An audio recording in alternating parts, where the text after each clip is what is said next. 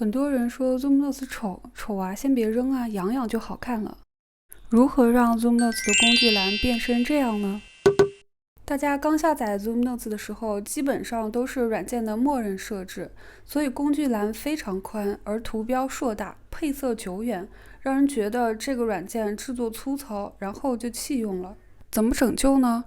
我们到首页设置的界面里面，这里一定要切换为更多、更个性化些的参数调整才会出现，然后点击界面，调整按钮大小就可以了。这样就可以得到现在的宽窄。同理，所有我们在操作界面上看到的东西，其外观大部分都是在这里调整的。Zoom Notes 可以更改工具栏的位置，更改侧面板的位置。打开侧栏居中后，缩放侧边栏，它总是居于中间。关闭后，如果再次缩放，侧边栏的位置要么靠上，要么居下。除了在设置界面里更改，也可以就在笔记界面里手动把它拖到需要的位置。如果还嫌侧栏占地方，那么点击小箭头就可以完全收缩。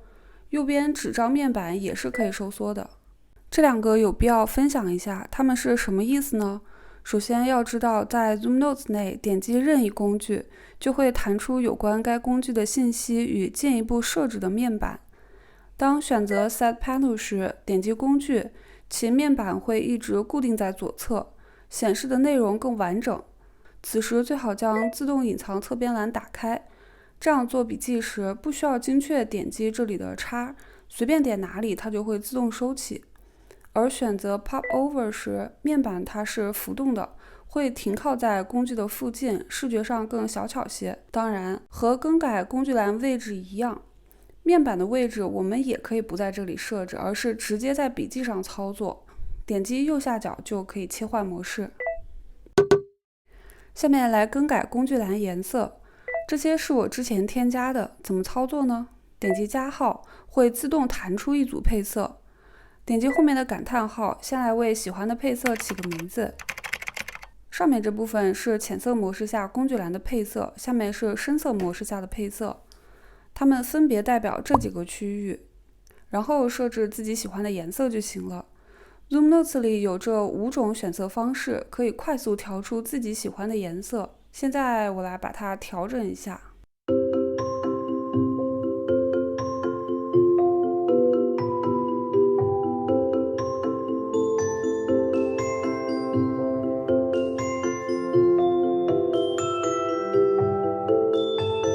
改色后还有很关键的一步，不要忘记，一定要选中它，也就是点击那组配色，这样它前面会出现对勾，表示工具栏已经切换为该色。如果想删除配色，选中的情况下是不行的。你看，现在想要拖动删除是拖不动的，只能让它处于非选择状态时才能删除。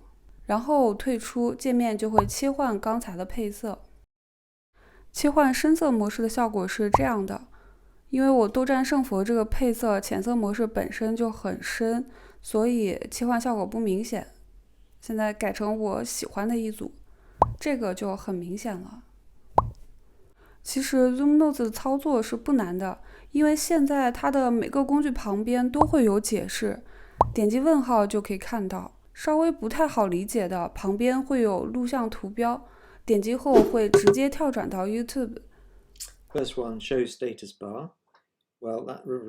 refers to the 这是开发者制作的关于该功能的视频演示，当然这需要梯子。如果你嫌麻烦，我们下载 Zoom Notes 时，它会自带一个100多页的说明书，可以拿来参考。